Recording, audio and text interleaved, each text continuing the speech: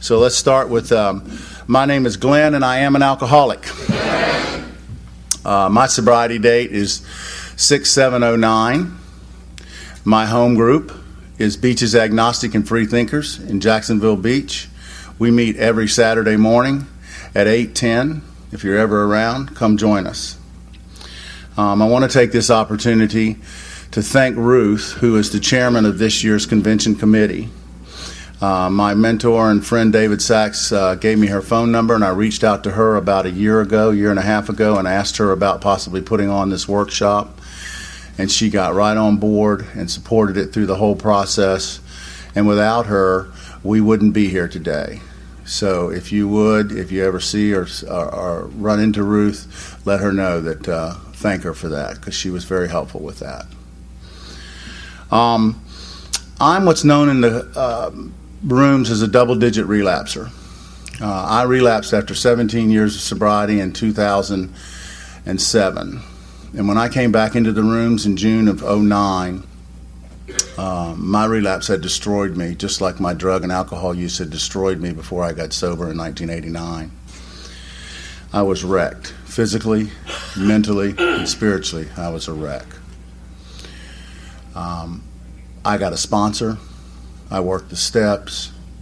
I used the principles of those steps and the help of many people in this fellowship to rebuild my life 1 year at a time. And during that time at Penman Road at our clubhouse, there was a gentleman, and he uses his full name, so I don't mind using it. His name was Bill Busser, who was really funny and had all great things to share. Bill had a favorite saying that I used to hear, and when he'd say it, I'd go, oh, whatever. And it went a little like this. It said, at 5 years, when you pick up your chip, there's going to be a loud popping sound. He'd pause and he'd say, and that pop is your head popping out of your butt. And he didn't use butt, but anyway, and I, would roll my eyes. So June of 2014 rolls up, and pop. That was my experience. And in June of 14, I had the clarity and the courage, because of the process of sobriety that AA had afforded me, to come out and say, I'm being dishonest with myself, everybody in the program, and everybody that knows me, because I don't believe in a God. And I don't have a God. I'm an atheist. And that started what I call my summer of discontent. And that summer consisted of me becoming angrier, more isolated, and more scared. Because the more meetings I went to, all I could hear was God. I didn't hear all the other wonderful things that were being said, and there was, as usual, always wonderful things being said. So in August of that summer, I discovered that we had an agnostic secular meeting here in Jacksonville. Still meets today on Arlington Expressway at 7:30 on Tuesday nights at the Universalist Church. So I went to that meeting. It still didn't cure my ills, but I went to that meeting. And through some people that were at that meeting, I heard about, for the first time ever, there was going to be an international AA convention for atheists, agnostic, and free thinkers in Santa Monica, California in November of 2014. And I'd saved up my little bit of money to go surfing in El Salvador like I love to do. And instead, me and another mentor friend of mine went to Santa Monica instead. And the conference was Friday, Saturday, and Sunday. It was a very small one. It was the first one. And on Saturday afternoon of that conference, I found myself in the patio, the courtyard, with tears running down my cheeks. Tears of joy. Because I was so happy. Because I wasn't alone anymore. There was 300 people there from 5 countries around the world. They all didn't believe like I did. They all didn't have my beliefs. But we were all unified in that we were members of Alcoholics Anonymous and we were secular. That experience at that convention motivated me to quickly come home to Jacksonville and start a meeting in Atlantic Beach that started in December of 2014. And we've been meeting every Saturday since. It's slowly grown. And my calling, for lack of a better word, has become to be there for that next individual like myself who thinks AA won't work for them because of the God stuff or because of the age stuff, or I don't care what the stuff is. Because my experience is I know what happens if AA doesn't work for me. So that led to this workshop. One of our first regular members and our first intergroup rep was our first speaker, Ashley. She came and she loved our meeting and she supported it and she represented us at intergroup. And I want to close this portion before I introduce Ashley with one of the things that was a big topic at the first international convention was all the negativity that a lot of the agnostic secular meetings had met from intergroup and other places around the country. That has not been our experience here in Jacksonville, Florida. We have been welcomed with open arms. They have helped us at intergroup and at the area level in any way we can because we are AA. We're the same AA as any other AA. We're a group of alcoholics trying to help each other stay sober. So with that, I'll turn it over to our first speaker, Miss Ashley.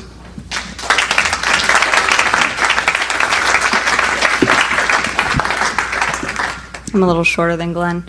Thank you. Thank you guys for all being here. I'm Ashley. I'm an alcoholic. Hey, I'm also every form of addict that you can possibly think of. If I like it, I'll do as much of it as I possibly can. So I've been sober since January 13th, which is Friday the 13th, 2012. It's my lucky day, surprisingly. And what I mean by sober is I refrain from any mood or mind altering substances. And by that, if you look over there, that's my 6-month-old son that was born in a bathtub with no drugs. So that's what I mean by sober. And I'm also agnostic. And so let me read that for anyone that's wondering what the precise definition is. Agnostic is a person who believes that nothing is known or can be known of the existence or nature of God or anything beyond material phenomena. A person who claims neither faith nor disbelief in God. So just a little bit about me. I went to 12 years of Catholic school. I know that's really unique in the rooms of AA. And growing up, I had terrible, terrible existential anxiety from a very young age. My mom found this little note I wrote to her when I was 4 years old that said, "Mom, I love you so much. I wish we could stay together forever." And that was that, peering into that existential anxiety. And so growing up, I was really, really pious. My mom thought I was going to be a nun. Let's all laugh about that for a second. So I actually convinced her to go through RCIA and become Catholic. And if we ever missed church on Sunday, I was like, we need to go to confession because we're going to go to hell. So I was all about it, man. I was an altar server, but I still had this terrible existential anxiety. So I was just really holding on to this faith, hoping that it would just click one day. If I kept practicing and if I kept doing all the right things, it's going to click one day, and I'm going to have this faith that everyone talks about and this peace. Until I was 18, I was really in my addiction, my alcoholism, and I just gave up on that. I was like, you know what? If it's out there, it doesn't care about me. I don't care about it, whatever. And through getting sober, so I got involuntarily put into a really nice rehabilitation program with locking doors and plastic beds, where this woman, we're in this group, and the leader of the group is like, "Hey, is there anyone in here that believes that they're not an alcoholic or an addict?" And of course, all of us, we were like, none of us are. But we knew not to say anything. So this lady raises her hand, and she's like, "I'm not." And I was like, "What are you doing? It's a trap. You're never going to leave here." So she's like, "I'm not, I just like to smoke crack." And, this was going on in my head. So I was I was like, oh man, that's what it sounds like when it's said out loud. Okay. I might have a problem. So that is what I like to consider my psychic change. Some people call it a spiritual awakening. That is what I call my psychic change. A lot of people in the room say, you can't fix this with this. And my argument to that is my previous this is not the same this. I did a lot of work from that moment. I really, like I said, I'm an addict of all things. So I was in school at the time. I switched my major to psychology. I was going to be a counselor. I did follow through with that, that dream, luckily. Didn't waste a whole bunch of money. But that's, that was my experience. And I jumped into the program. I went to AA. I felt like I fit in, but I didn't feel like I belonged, because of my agnosticism. And everybody always told me, just try it. Like, you'll be contacted, just try it. After my first meeting, I went home, I read Bill's story, and I was like, wow, this is my life. Like, this is me. And then I read chapter 2 of the Agnostics. And I had a really big issue with it. I was like, no, but we do know how electricity works. Science.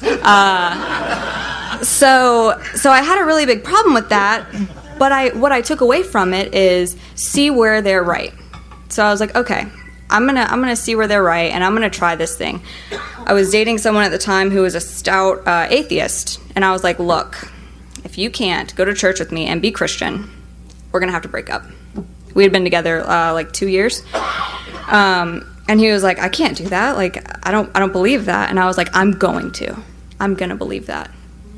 So I really tried. I started reading a lot of like religious stuff. I started praying. I listened to everything they told me to do. I was doing all the things that they said. I was, thanking God. And when I got to the rooms, they were like, oh man, God put that woman in there for you to hear what she had to say so that you would have that change.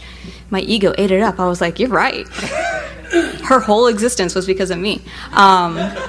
So I was like, yeah, I could do this. So the years went on, and after some weird phenomena happens in the rooms that, like, when you don't have any time and you say you're agnostic or atheist, you get laughed at, and you get like a lot of I should say me. I got a lot of pushback, a lot of laughs, a lot of like, just keep coming back. You'll change your mind. And then the more sober time I got, the more those people like backed off, and they were like, oh, you're still agnostic? I was like, yeah, and it's working for me. And they're like, how many years do you have now? I'm like, 5.5. And they're like, oh, okay. All right. Okay. So then they back off. So, I always tell people, like, just keep doing everything that's suggested, because even more will be revealed. And what I mean by that is I did everything in the traditional AA, and then I found WAFT. And so normal meetings in AA, I don't know if you guys have been to many meetings that really talk about like the Judeo-Christian God, a lot of like Jesus Christ is my savior, all that kind of stuff. That would make me really angry. I would get so angry when I heard that in the beginning. I would just shut down, be on my phone. I can't get anything from this meeting. So I kept going, and then it progressed a little bit, so I got really passive aggressive. So when someone would like be like, Jesus Christ is my savior, I'd be like, pfft, cool, flying spaghetti monster is mine. And I would just be really not a good, lighthearted, like kind, welcoming person like I normally am. So then I found WAFT, and it was amazing. Our first location was in an art gallery. So immediately when I walk in, I'm like, I'm home. I felt this peace. Same thing Glenn was talking about. I'm sure my husband remembers when I came home that first day, I was like, you're never going to believe this. I have so many quotes that I can post as my Facebook statuses. This meeting was amazing. There's just so much wisdom in it. And it was incredible. And that's when that really, like, to thine own self be true came into play. I realized that's not, I haven't been who I am. I've been living this lie, and I've been trying to force this like triangle little block into this square hole, and it's not fitting, and I'm getting frustrated.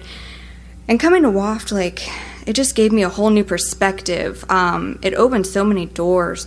There's so many, like, I found the alternative 12 steps. I was like, wow, there's a Buddhist non-theist 12 step. Like, this is amazing. And it really helped me with prayer, because as an agnostic, I love meditation. I love the 11th step.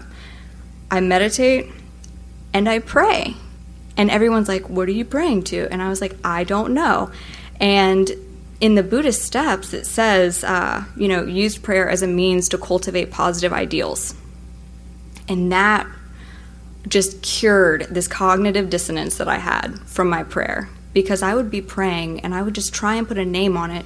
I'd try and, justify it, because I just didn't, it felt good, but I didn't know why.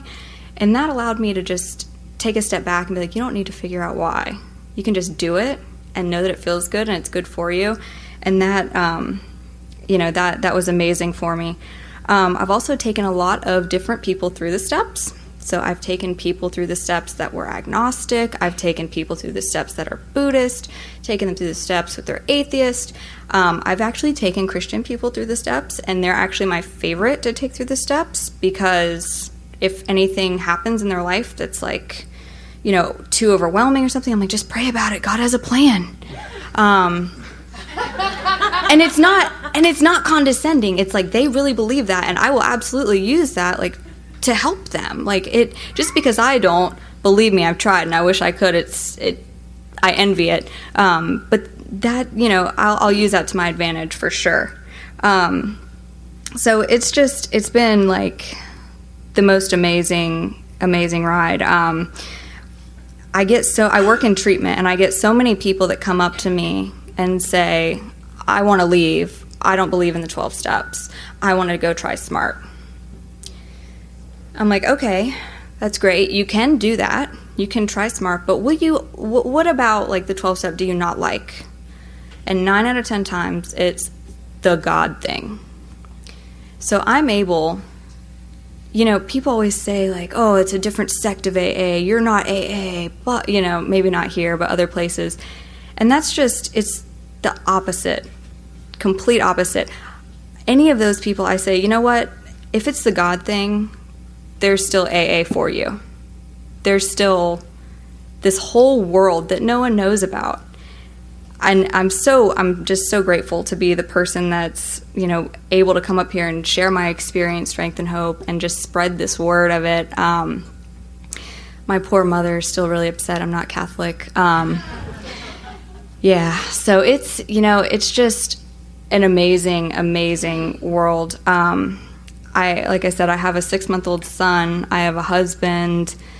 I got my master's degree. I'm 26 years old, and I have a house that I bought. And I have all these outside things, which surprisingly I had a lot of before sobriety. But now I have this internal peace.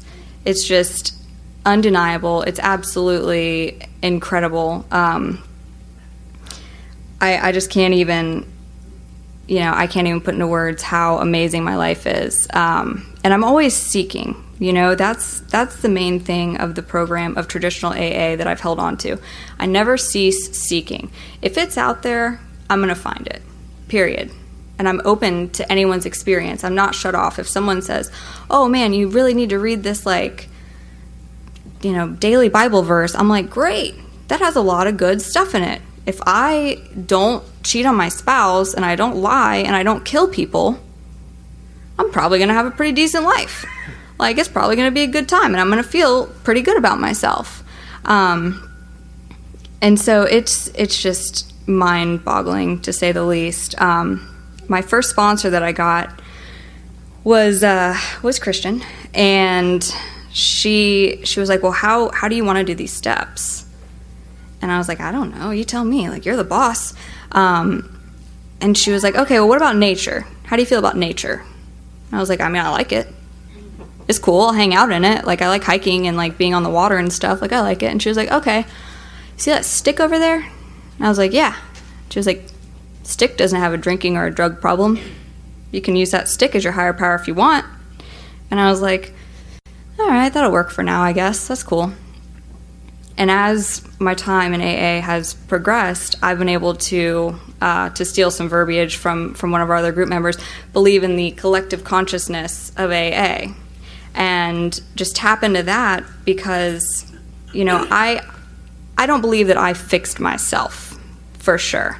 It took other people outside of myself to help me to change the way my brain works to be able to make sound decisions. Because before, I couldn't make sound decisions. You're absolutely right.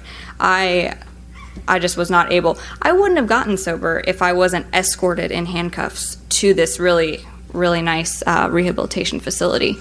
I wouldn't have done it. I was kicking and screaming the whole way.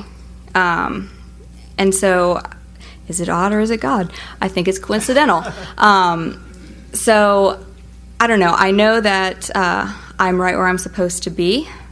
I know that my life is wonderful for stories. I have great stories. I've run the full gamut of living horribly wrong and living amazingly right in what I consider to be right, which is acting with these principles in my life on an everyday basis.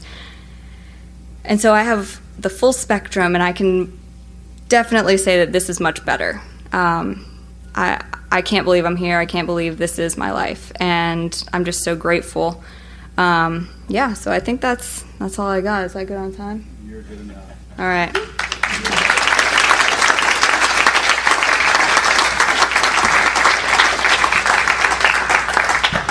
Thank you, ma'am. Oh, let me turn this up. So, a couple of years goes by, and in November of last year, they have the second and biannual. They do them biannual, and our third one will be up in Canada, International Convention, and it was in Austin, Texas. And by that time, a group of us from the Tuesday night meeting decided to go, and I think there was 3 or 4 of us total. And we went over to Austin, Texas for a wonderful 4-day convention. As conventions go, nothing on the scale of this, but there was more people at this one than the first one, and it was much more organized and and not as rewarding and emotional as the first one for me. But by that time, another peculiar development in my recovery was beginning to take place, and that is that I have people in online groups, in coffee houses, people that I've never met face to face in AA and in recovery, that I consider AA people, my AA friends. And our next speaker is one of those. That the first convention was such a blur for me that other than the things that stood out to me emotionally, the people I just really didn't remember that much. But John, who started a website and a coffee house and a place that I participate in on a regular basis, was at the second convention, and we got to spend some time together. And by this time, this workshop was starting to formulate in my head before I'd even talked to Ruth. And actually, after talking to Ruth, that's not correct. And I was kind of looking around the convention for people that I might want to try to bring in for a speaker. And John and I somehow wound up talking for a long period of time in between meetings one day, and I just said, would you consider speaking in Jacksonville in the summer? And John's from Kansas City, and I figured, I'd love to. And I was like, really? Oh, yeah. So I was like, okay, you're a speaker. So John has graciously flown himself in on his own dime from Kansas City, and he has a wonderful story. 29 years in the program. And without further ado, my friend John S.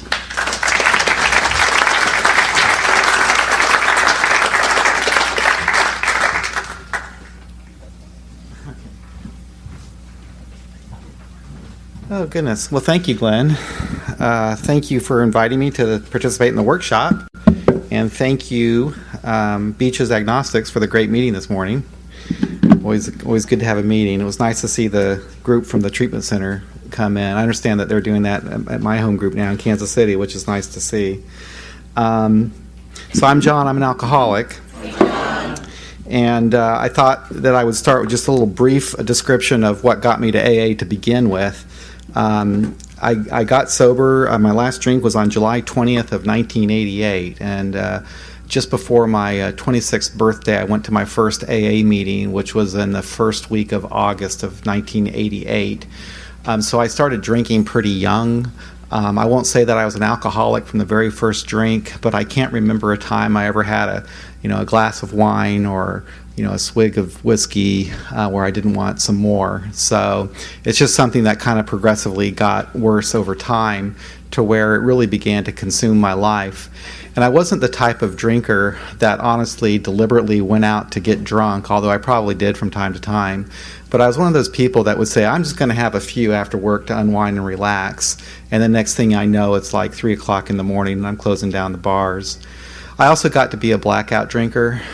So the next day was one of deep depression and fear and paranoia, that not knowing what I'd done and trying to piece things together, and also fear that somebody might have seen me, or what, God knows.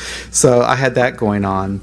I also started getting arrested for different things. A lot of things, just stupid minor things, like if they ever gave me a speeding ticket or anything, I never paid them. And then if they ever gave me they ever pulled me over something, they have to arrest me for the speeding ticket I never paid. So I was having that kind of stuff happen a lot of time. But then I also started getting DUIs. And that was really kind of getting serious because this is the 1980s. And at that time, they're more serious now, but they were starting to get pretty serious about it then. And after my first DUI, I swore, that I would kind of get it under control. And then a year later, I got a second DUI. And they sent me to some class, and I said, okay, I'm going to get this under control. And then I got this job at a bank where I was repossessing cars, basically. That was what I was doing. I was repossessing cars, so I had to drive their cars around. And when they found out about my 2 previous DUIs after hiring me, they told me, they said, listen, if you ever get another DUI, you better tell us because we're going to fire you. I said, don't worry about it, it's not going to happen.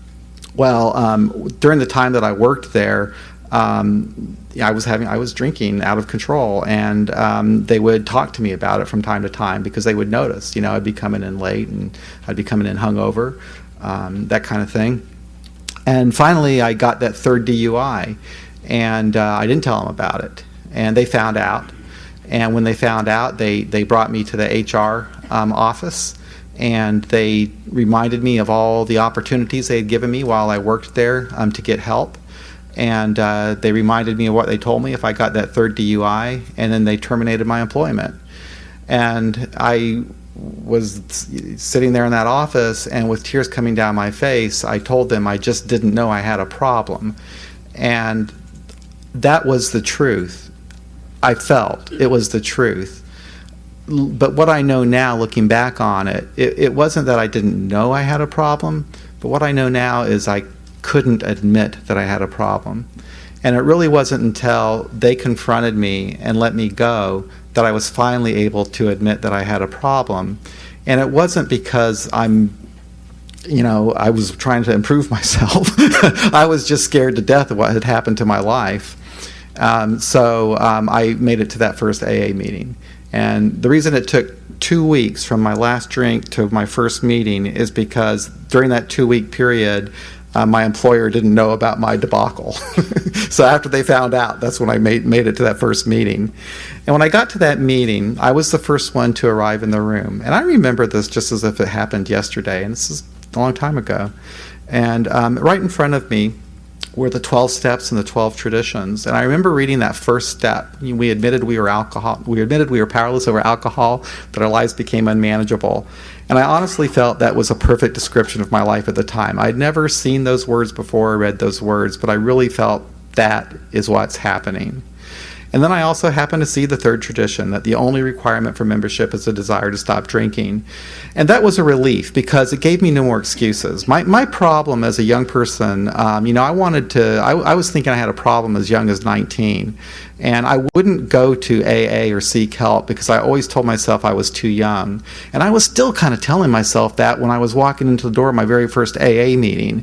I wasn't quite sure I could put that label alcoholic on me. So seeing that third tradition, that the only requirement for membership is a desire to stop drinking, that is what I needed to read. That's what I needed to know, because I did have that, and I still do. I had a desire to stop drinking because things had just gotten so bad. And then the people filtered into the room, and where I'm from, and maybe they do it here too, they give a newcomer a first step meeting, which is when they go around the room and they share their stories. And people shared their stories, and I could identify, maybe not necessarily with exactly how they drank or the specific problems, but how they felt about what was going on with their lives and their drinking. And I knew I was in the right place, and I knew I had to keep coming back, and I did. And I came to meetings, and I came to meetings, and I came to meetings. AA has always been an integral part of my life, especially the first decade. It was probably the center focus part of my life.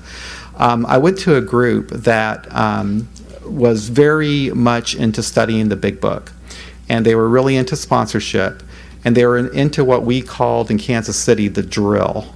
And the drill is that you start your day on your knees and you ask God to give you that day of sobriety.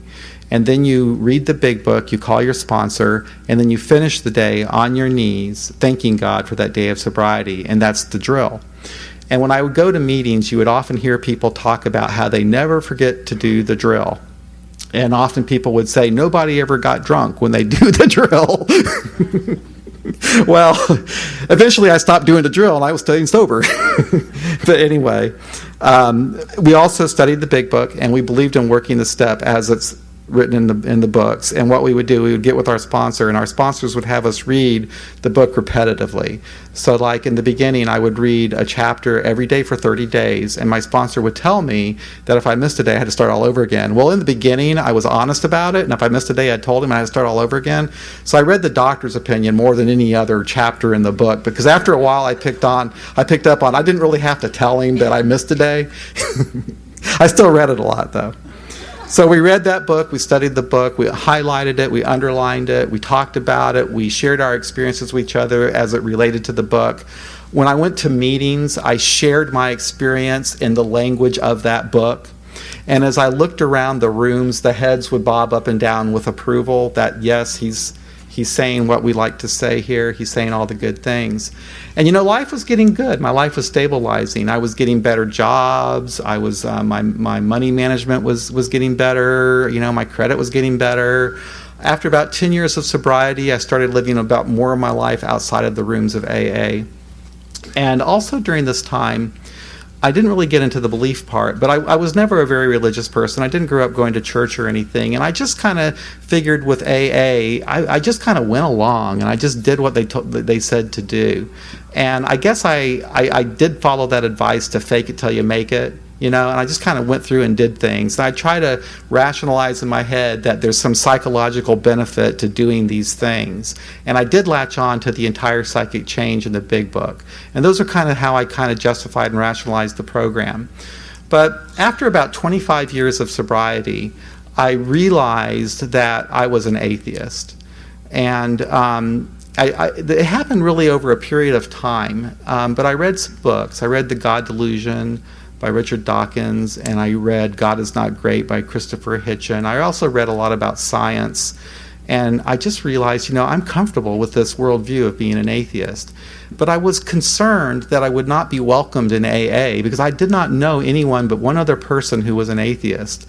And that guy was kind of, good-humored, and everybody kind of made fun of him. So I was really concerned about it. But what I did, I went back to the Big Book. But this time, instead of a highlighter, I brought a black Sharpie. And what I would do is I'd go through the Big Book and I would read the experience of those people when they were working the steps. And it was what I found is that a lot of the religious language was kind of superfluous because, I'd go through a paragraph and would talk about some specific action that we would take. And then at the end of the paragraph, there would be a sentence talking about how it brought us closer to God, or there'd be a sentence talking about how now God empowers us to do, X, Y, Z, or whatever. You always get that, you do this, God does that, God does this, you do that type of thing. But when I crossed out the God part, all that action was still in there. And I got really comfortable with this. I also got online and I started learning about how other atheists were interpreting the program, and I learned about these alternative steps, and I wrote my own version of the steps. And man, the program was really coming to life for me. I really got excited about AA. I was reinvigorated. I thought, wow, this is awesome. And I was very, very happy and comfortable with my new view of Alcoholics Anonymous. So I'd go to my home group and I began to share in this new vernacular, my new secular approach. And maybe it was my imagination, but I don't think it was quite as well received as when I was speaking from the books. And, you'd get the rolling eyes, you'd get this kind of thing. And every once in a while, somebody would have to explain the big book to me as if I had not read it before. And it was getting very frustrating. It was depressing because I'd known these guys for 25 years. And I felt like I had to walk on eggshells when I went to that group. I felt like I really couldn't be myself. And finally, I decided, I went up to that one other atheist that I knew, and after learning about these agnostic groups, and I asked him if he would like to start an AA group for agnostics and atheists, and he said, yeah. So we did. We started We Agnostics Kansas City. And we started meeting every Thursday night at the Unitarian Universalist Church there at 7 o'clock. And after 6-7 months, though, we had a nice little crowd, 6-7 people or so. And then I went to the convention in Santa Monica, and I met Glenn. I met many, many other people from all over the world who have been agnostics and atheists. And this has just been an amazing discovery. All this time in AA, I never knew about this whole world of atheists in AA.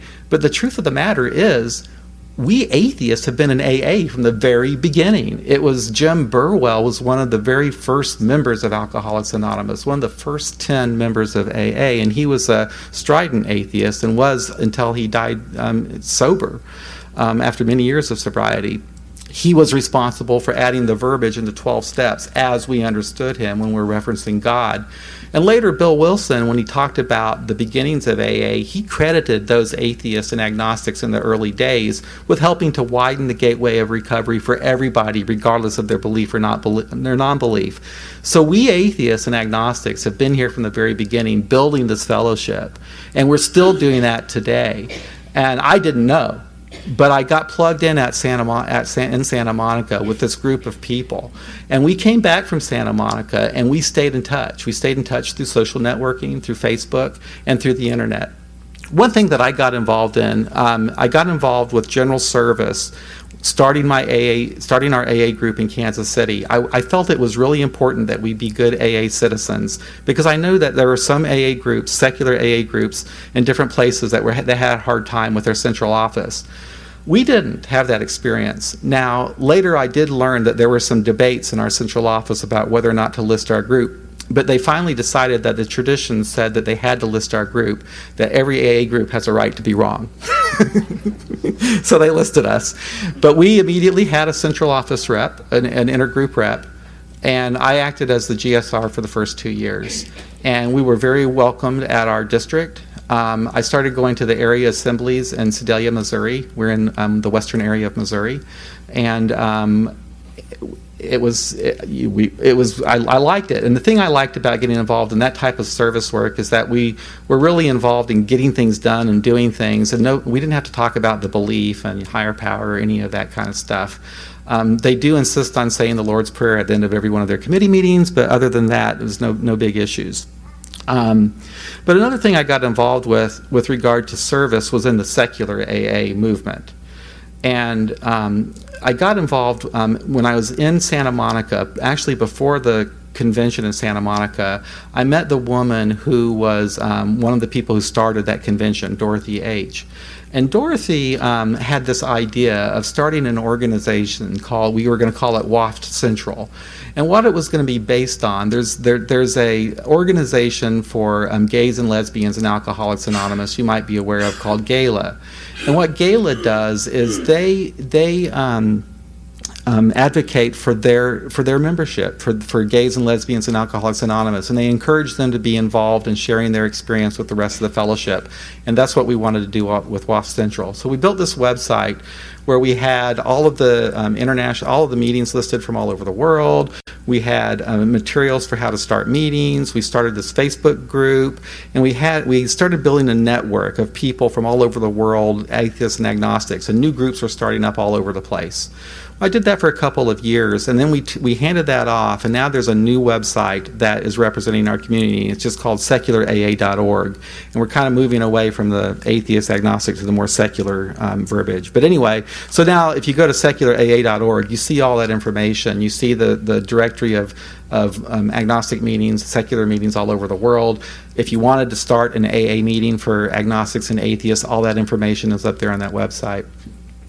Also during that time, I got to know people in Canada that were very influential on me, that really kind of spurred me into getting involved with service and so forth. But one of these people had a website called AA Agnostica, and it was really one of the more popular websites for secular people in AA. And basically, it just has articles, written by atheists and agnostics in AA sharing their experience. And the guy who ran that, Roger C., thought he was going to retire. He never did, but he thought he was. And he said, "John, I would like for you to build a website that would carry on the work of AA Agnostica." I thought, "Oh, okay, yeah, I'll do that." So we did. We built a website called AA Beyond Belief. And what that is, it's a website. It's kind of multimedia, but it has, it's like a grapevine for atheists and agnostics in AA, where people contribute stories. So people from our community, they can send in a story and we post it there. We also have audio versions that we post there. And then we do a podcast, and I get to do the podcast, which has been an incredible experience in and of itself. I've done 62 of them now, and so I've spoken with agnostics and atheists from all over the world, and they share their experience on the podcast. They tell their story, like what we're doing here, what it's like to be an atheist in AA, and starting to talk to people who've written books, about how to interpret the program in a secular way. So that's just been incredible, and we get feedback occasionally that's pretty humbling of people that have not heard that there are people like them in the program, and so when they hear someone share their story on the podcast, it's very meaningful, and they always write in to let us know. So that's very gratifying, and it motivates me to keep doing it. So if you have a chance, you want to check that out. So I don't know, have I taken up my time? Okay. I don't know if I really have too much more to say. I do hope that we've all shared enough here, though, that might provoke you to ask some questions about, agnostics and atheists and Alcoholics Anonymous. And I do want to thank you all here. I hope that we get to do this in Missouri at our next state convention in 2018. This is the first time I've ever been to a state AA convention, and it's been an incredible experience, and it's been so nice to meet people here and just to have the nice vibes, just riding the elevator with happy people. It was nice. So thank you very much.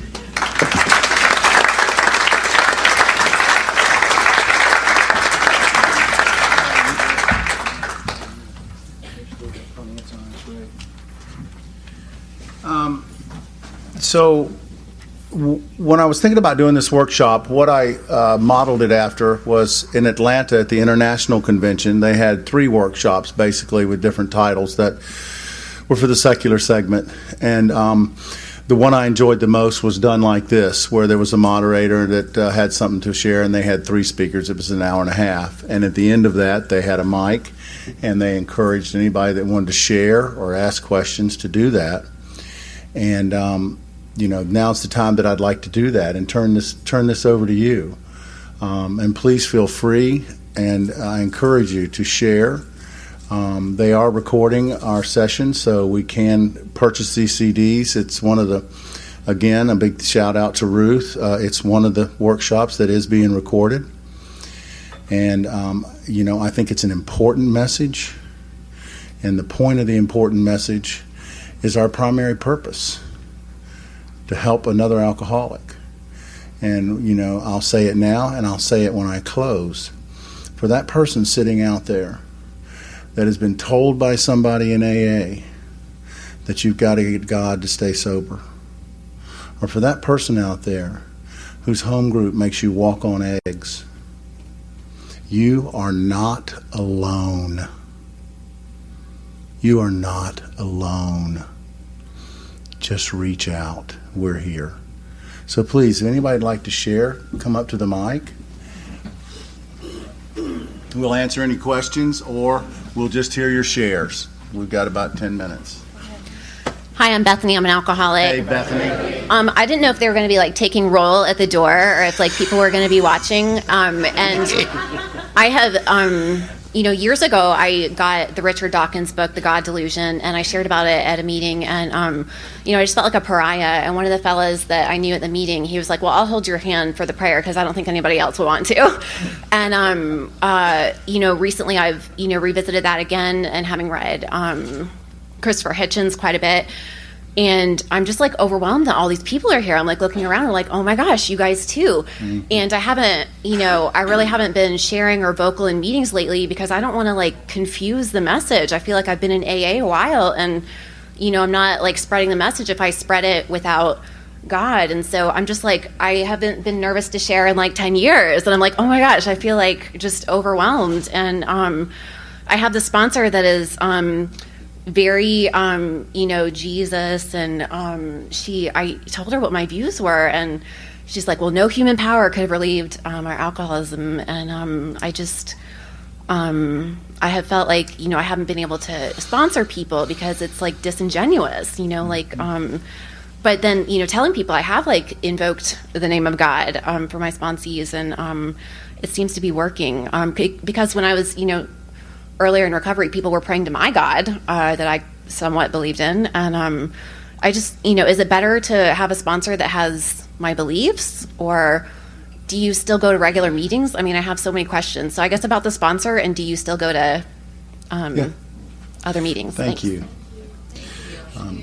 For me, my experience was when I first came out as an atheist, I was very angry.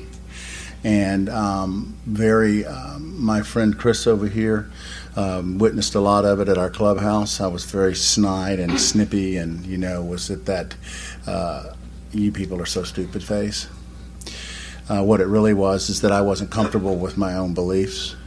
So as I have become more comfortable in my own skin, and my other friend and mentor, who I won't name because he won't like it, but he helped me at a breakfast one morning when I was doing this on the counter and telling him I know this and I know that they're wrong. And he said, "Well, we don't really know anything, do we, Glenn? It's what we believe." And that was an epiphany for me. And that has awakened me to the fact that that's what I believe. And the people that believe in God, that's their belief. And we all have the same rights to our beliefs. So it melted away from me. And yes, I go to regular meetings, and I try to share my experience, strength, and hope positively. And the reason for that is, without fail, and I say again, without fail, every time I share in a big setting, 3 or 4 people come find me after the meeting because they're sitting there with that emotion. So that is my main reason for going to any meetings besides my home group, is to be there for the other alcoholic. Thank you. I'm Charlie, and I turned out to be an alcoholic. Hey, Charlie. Came as a big surprise one day. In 1980, I went to my first AA meeting, and I left convinced that the only requirement for membership was the ability to use the word God in a sentence. And I didn't go back for 7 more years. And in those 7 more years, I almost died a couple of times. And finally, in June 3rd, 1987, I made it here and have stayed sober since then. I was an agnostic then. I am today. I eventually got to where I could say in a meeting, thank God I'm an agnostic. And of course, that tends to piss some people off once in a while, but that's okay. Because I've, been fortunate to stay sober. And I've had a lot of help just from, sponsors that they had, the God stuff going on and all that kind of thing, and that's fine. That's fine with me. And I've sponsored a lot of people who've gotten sober and who are still sober today. The scary part is I moved and from one city to another, and I'd move away, and I'd hear one of them would call me a while afterwards and say, wow, I didn't have you around for a sponsor, so I went back to the Catholic Church. And I, what the hell is that all about, But it's kind of funny. There's 3 guys that went back to the Catholic Church, and I'm just sitting there saying, hey, I'm an agnostic, and that's what, I'm not giving them any of this stuff, but somehow they found comfort in that, and I just thought that was interesting, so. But it's been fun. We've started in St. Augustine, a We Agnostics group. It's not on the list there, but it meets at 7 o'clock on Friday night. Cool. At one of our recovery centers down there, and right away in the first district meetings, some people had come in and sat in the meeting, and they went back to the district meeting and they stood up and they said, hey, these guys are not using the 12 steps as they're written in the big book, and so they really shouldn't be in an AA group. And fortunately, we had a district chairperson who said, I suggest to you that to this person, so I suggest to you go and read the 4th tradition in the 12 and 12, and you look very hard for the sentence that says, every AA group has the right to be wrong, just as you brought up. And that's we've had up 21 people at one of the meetings a couple of weeks ago, which I think is moving along real well. We've been going about 3 months now, and very happy to have it. So, and you guys were some help. People here in Jacksonville, we came up to some meetings and talked to some people, and we got a lot of help for that. So, thank you. Agnostic AA is coming along. Thank you. Please. I am not a shy woman, but my heart is leaping out of my chest. I just moved to Jacksonville 4 months ago, and I have 2 sons that know they need the program, and they're not in because of the God thing. Their mother was trained as a Catholic chaplain. When I was 10 years sober, I realized that my religion wasn't working. I got out religion by going to graduate theology. I lost it. And I was in a job for 20 years that I couldn't be myself because I was the sole supporter in our family. So my story basically is I'm here, and this is the first time I've ever heard of these meetings, and I've been sober 32 years. And I came to Jacksonville thinking, how am I going to live this program for my kids when I don't believe half the shit that I'm dealt with? And it's been like this for years, and the women I've surrounded myself with, it's been like that for years. And we just kind of gathered around and just, said, we'll take what we need and leave the rest. And a young woman said something about you felt you were something and belonged but didn't. What was it that you said? Fit in but didn't belong. You fit in but you didn't belong, and that's how I am. And I just want to thank you. This has just been a spiritual awakening. You'll see me at your meeting. That's all I can say. And I do have a question. Did you ever try at your group conscience meetings to talk them out of the Lord's Prayer at the end? This is not a Christian organization. We do not say any prayers at our meetings at all. We do not open or close with a prayer at our group at all. And our district actually just stopped saying the Lord's Prayer. We just voted on that. It's recently. just, look, not everybody's Christian, Right. so All right, thank you. You're welcome. Thank you. And you are not alone. Yeah, obviously. We'll try to get to as many people as we can, and our meeting opens and we close with the responsibility pledge. We don't pray at our meeting either. Go ahead. Me? Yes, ma'am. I am Gail. I'm an alcoholic. Hey, Gail. And I'm definitely an agnostic. And it's just thrilling that you guys are here because some of you that are from Jacksonville may or may not agree with me, but it is not the most open-minded place in the world. I know. What's she talking about? So, it's like I swear to God, I feel like I've had to hide that part of me more than some other parts of me that were really pretty funky, I mean, and the thing is if I have actually broken down, and I have said in many, many, many meetings, and people here know me, and I said, I'm really having trouble with that spiritual thing. Well, I've having trouble with that spiritual thing since 1994, and I'm still having trouble. And when I say I don't know, the people will go, "You'll get it. You'll understand it." It's like when you struggle, it's because you're wrong. Once you get it, and I'm like, no, I don't want it. And I'm glad to see that I had no idea there was something in Jacksonville. I'm like about to have anyway. So I'm really thrilled. I'm really, really thrilled that you guys are here, and yes, you shall see me as well. Thank you. Awesome. Yeah. Real quickly before we run out of time, and is that I want to be clear that under no circumstances or any idea are we trying to be not a part of AA or not trying to change AA. We are just trying to be there to help another alcoholic who may be struggling. And the other thing that John could speak to a lot more quickly than I could is the growth of the secular AA in Alcoholics Anonymous. Can you speak to that real quickly? Well, just real quick, we have over 400 now secular AA groups all over the world. And I think that AA itself, the growth is stagnating, but not so with our meetings. We're growing by leaps and bounds, and we're hearing all the time of new groups starting. Recently, they started groups in Ireland. They're starting a group in South Africa. And there's interest even in Alabama. And there is, if I'm correct, when we went to the convention, there was 300 and some change, and there's now over 400. Yeah.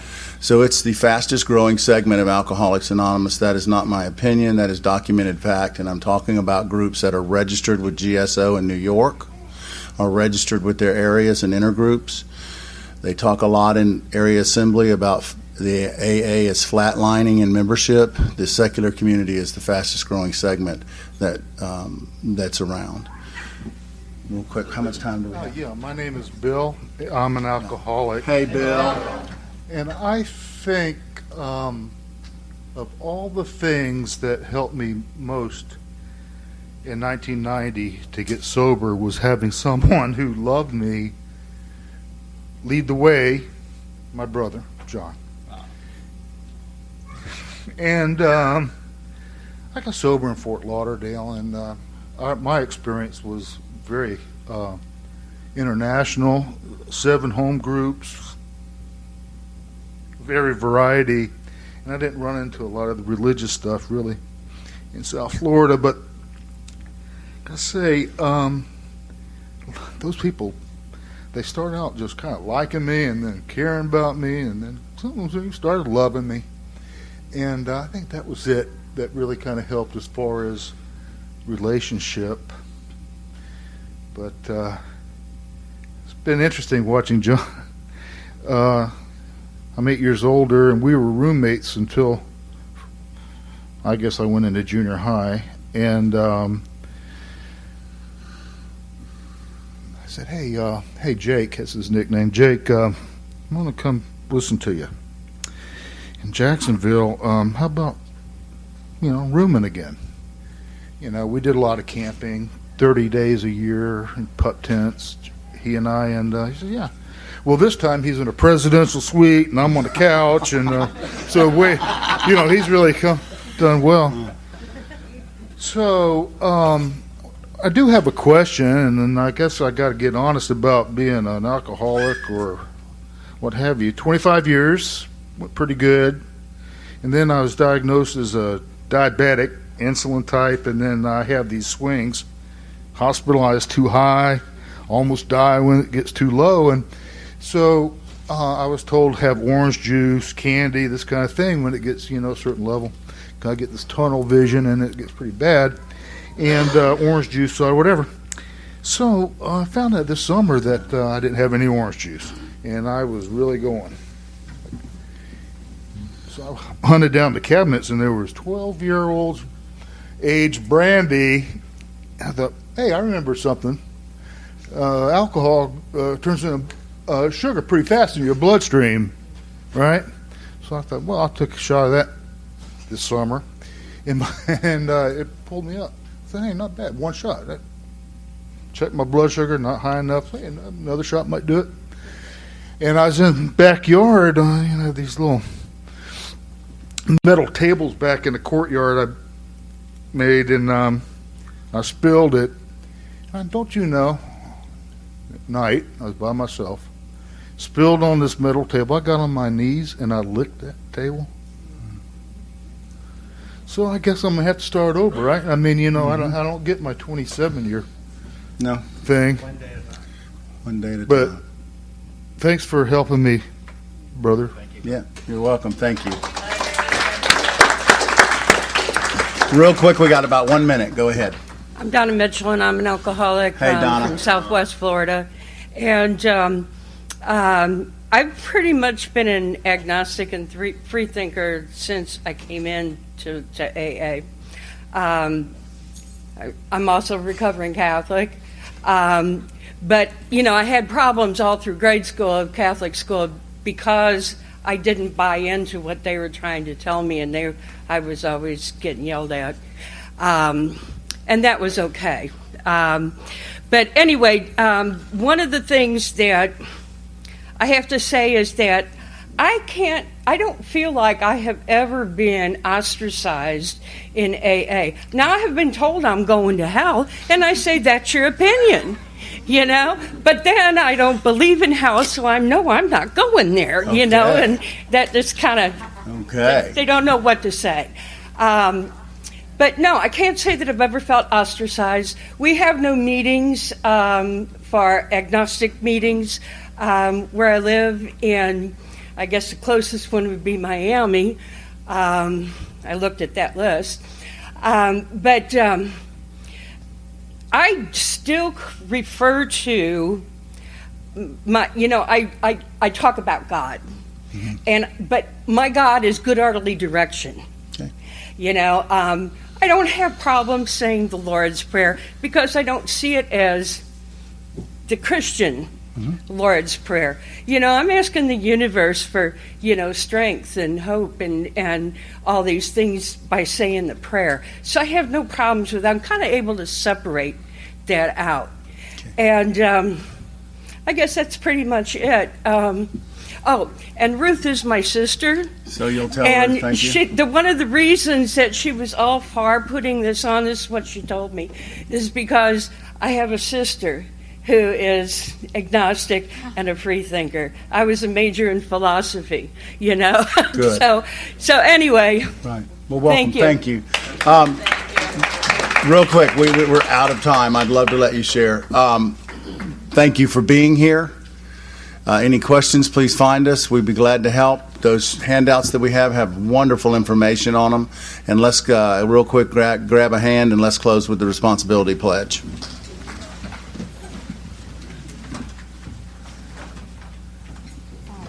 I am responsible when